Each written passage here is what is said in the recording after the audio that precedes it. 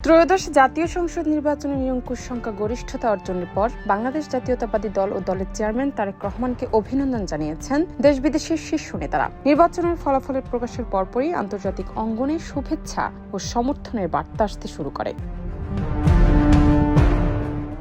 অন্তর্বর্তীকালীন সরকারের প্রধান উপদেষ্টা ডক্টর মোহাম্মদ ইউনূস অভিনন্দন বার্তায় বলেন, জনগণের এই সুস্পষ্ট রায় দেশের সাংবিধানিক ও গণতান্ত্রিক ধারাবাহিকতায় গুরুত্বপূর্ণ মাইলফলক হয়ে থাকবে।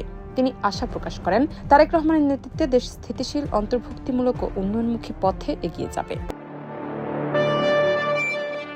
প্রধান উপদেষ্টা আরও বলেন, দেশের মানুষের কল্যাণ, ন্যায় বিচার প্রতিষ্ঠা এবং সমৃদ্ধ বাংলাদেশ গঠনের লক্ষ্যে আপনার সকল উদ্যোগ সফল হোক এই কামনা করি।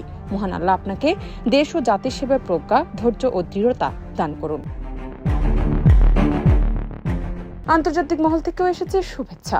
জাতিসংঘ শান্তিপূর্ণ নির্বাচন আয়োজনের জন্য বাংলাদেশের জনগণকে অভিনন্দন জানিয়ে সমৃদ্ধ রাষ্ট্র গঠনে পূর্ণ সমর্থনের আশ্বাস দিয়েছে। যুক্তরাষ্ট্রের পররাষ্ট্রমন্ত্রী মার্কো রুবিও সামাজিক যোগাযোগ মাধ্যম এক্সে দেওয়া এক বার্তায় বিএনপি ও বাংলাদেশের জনগণকে অভিনন্দন জানান। তিনি গণতান্ত্রিক প্রক্রিয়ার জনগণের অংশগ্রহণকে ইতিবাচক হিসেবে উল্লেখ করেন।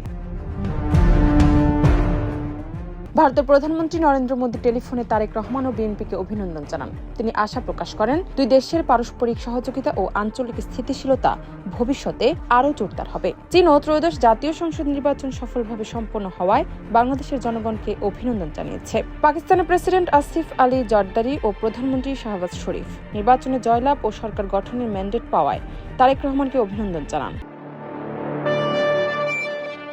মালয়েশিয়ার প্রধানমন্ত্রী আনোয়ার ইব্রাহিম এক বিবৃতিতে বলেন, এই বিজয় গণতন্ত্রের বিজয়। নানা প্রতিকূলতা সত্ত্বেও জনগণ ব্যালটের মাধ্যমে তাদের মত প্রকাশ করেছে, যা দেশের গণতান্ত্রিক চর্চাকে আরও সুসংগত করবে। এছাড়া ভুটান, শ্রীলঙ্কা ও যুক্তরাজ্য সহ আরও কয়েকটি দেশ থেকে এসেছে শুভেচ্ছা বার্তা। জান্নাত নিপু, দেশ রূপান্তর।